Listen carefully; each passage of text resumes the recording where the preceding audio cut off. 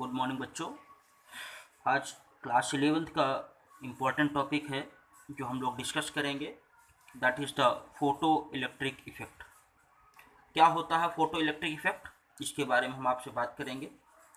होता क्या है कि आप एक ये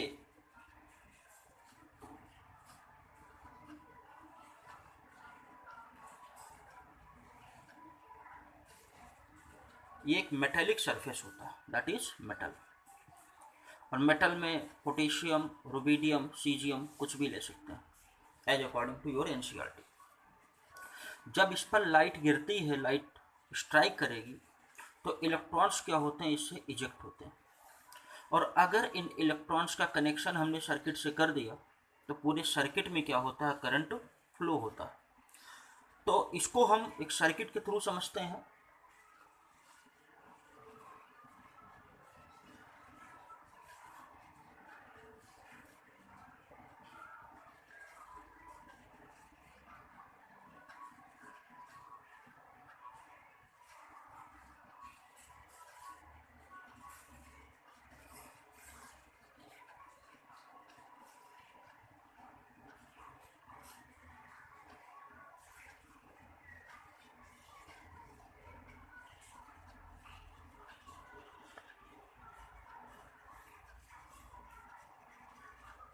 तो ये हमने एज ए सर्किट के फॉर्म में बना दिया। जब इस पर लाइट पड़ती है तो इलेक्ट्रॉन्स क्या होते हैं, इससे इजेक्ट होते हैं।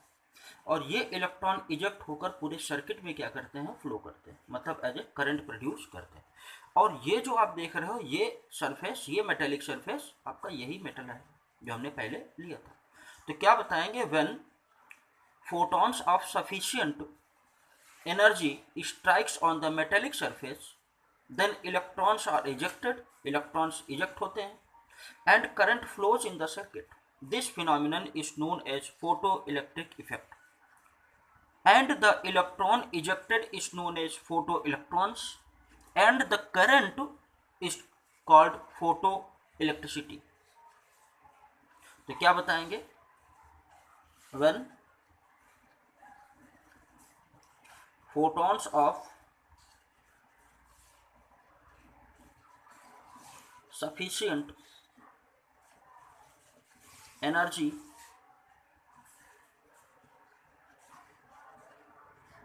strikes on metallic surface,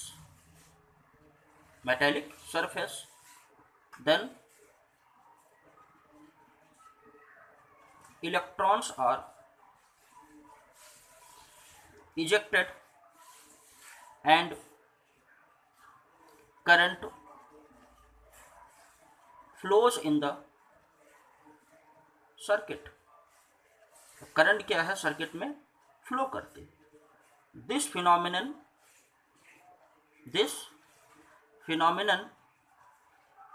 is called photoelectric effect. Electron ejected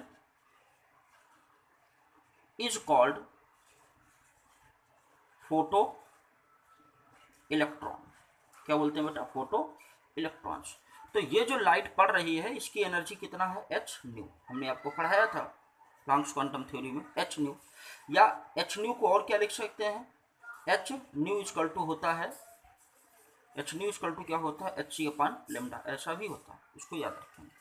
चलिए कुछ इंपॉर्टेंट बातें आप जानिए। पहली बात क्या है कि जो लाइट पड़ती है और इलेक्ट्रॉन्स इजेक्ट होते हैं, उनके बीच कोई टाइम इंटरवल नहीं होता। दूसरी बात क्या होता है कि जो इलेक्ट्रॉन्स होते हैं, जो उनकी काइनेटिक एनर्जी होती है, that depends upon the frequency of the light. और तीसरा क्या है, जो नंबर ऑफ फोटॉन्स, जो नंबर ऑफ इलेक्ट्रॉन्स इजेक्ट होते हैं, वो डिपेंड करता है लाइट की ब्राइटनेस या इंटेंसिटी पर। तो ये बातें आप थोड़ा सा याद रखेंगे। क्या बताएंगे कि नो टाइम इंटरवल between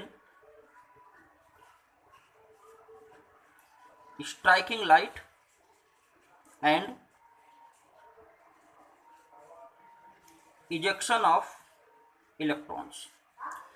और दूसरी बात क्या बताई कि जो काइनेटिक एनर्जी ऑफ इलेक्ट्रॉन्स होती है that is directly proportional to किसके, फ्रीक्वेंसी के, फ्रीक्वेंसी के डायरेक्टली प्रोपोर्शनल होती है। और तीसरी बात क्या बताई, number of electrons ejected directly proportional to intensity और क्या बोलते हैं, ब्राइटनेस। ये तीन बातें थोड़ा सा आप दिमाग में रखेंगे। कौन कौन सी, लाइट के गिरने और इलेक्ट्रॉन के इजेक्शन के बीच कोई टाइम इंटरवल नहीं होता। जो काइनेटिक एनर्जी ऑफ इलेक्ट्रॉन्स होती है वो फ्रीक्वेंसी पर डिपेंड करती है। और नंबर ऑफ इलेक्ट्रॉन्स जो होते हैं जो इजेक्ट होते हैं वो इंटेंसिटी या ब्राइटनेस पर डिपेंड करती है। चलिए आगे चलेंगे बेटा। हम कुछ इंपॉर्टेंट बातें यहाँ पर हम समझते हैं। वो बातें क्या हैं, ये जो हमने मेटेलिक सरफेस लिया है,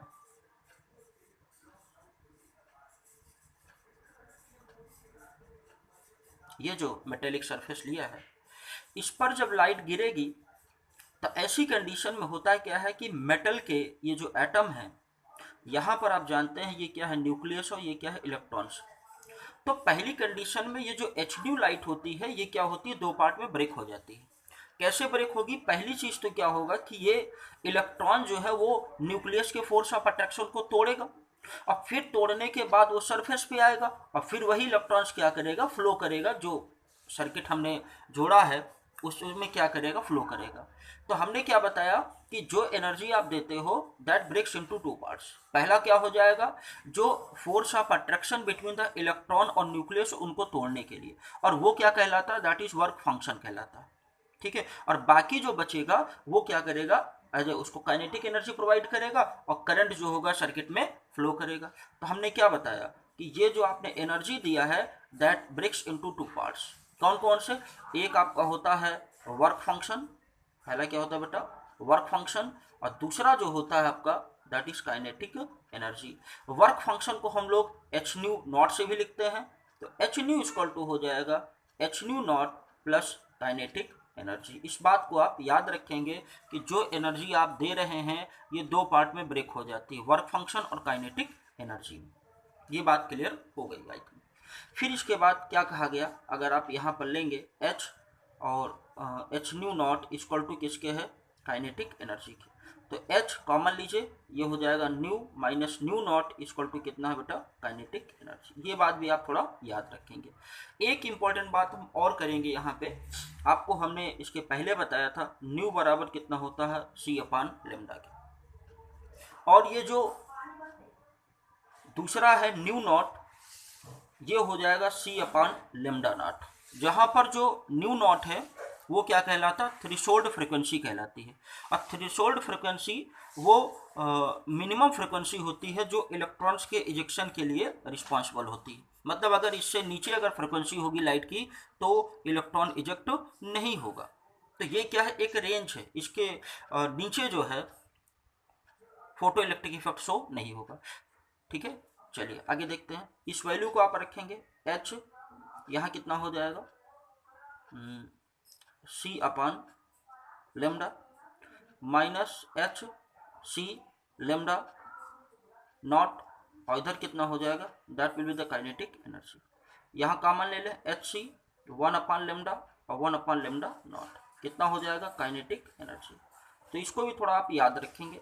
और आपको क्या बताया हमने, जो काइनेटिक एनर्जी होता है that is equal to half m v square, half m v square. तो जहाँ m क्या है दैट इज मास है, v क्या है, वेलोसिटी। अगर आपसे पूछा जाए व्हाट इज द वेलोसिटी तो आप इस फार्मूले पे से निकाल सकते हैं। तो क्या बताया हमने, h nu minus h nu not equal to कितना लिख सकते हैं, हाफ एम वी स्क्वायर, ऐसा भी लिख सकते हैं। तो फिर से समझते हैं बेटा, क्या बताया हमने, जो मेटेलिक सरफेस पे लाइट जाती है, पहली चीज़ तो फोर्स ऑफ अट्रैक्शन न्यूक्लियस और इलेक्ट्रॉन के बीच को उसको रिड्यूस करेगी, कम करेगी। फिर इसके बाद क्या करेगी, फ्लो करेगी। तो जो एनर्जी है ये दो पार्ट में ब्रेक होती है, कौन कौन सी, एक वर्क फंक्शन और एक क्या होता है, काइनेटिक एनर्जी।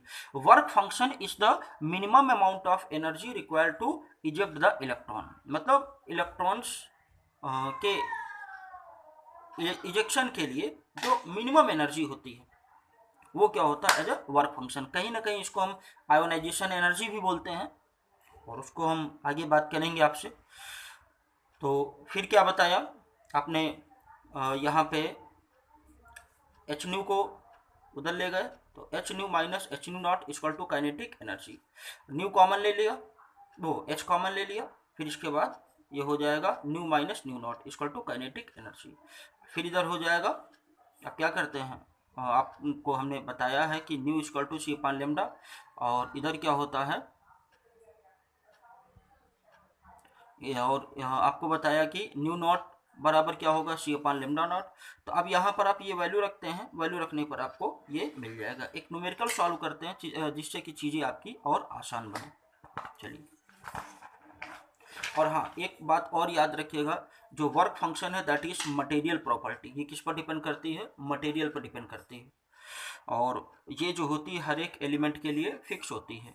और जिस एलिमेंट के लिए जितना वर्क फंक्शन जितना कम होगा उतना अच्छा ही फोटो इलेक्ट्रिक इफेक्ट होगा।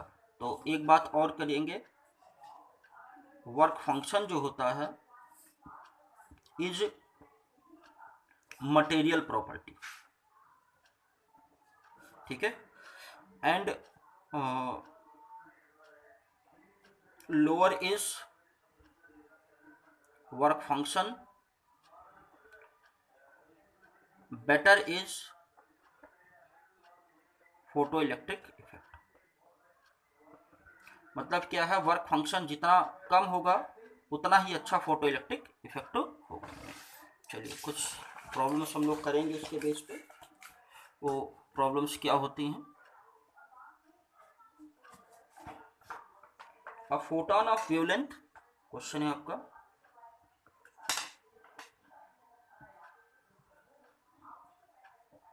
Question photon of wavelength, wavelength दिया,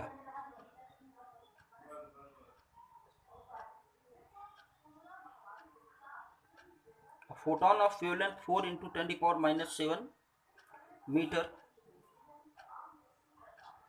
strikes on metal surface, the work function of metal 2.13 electron volt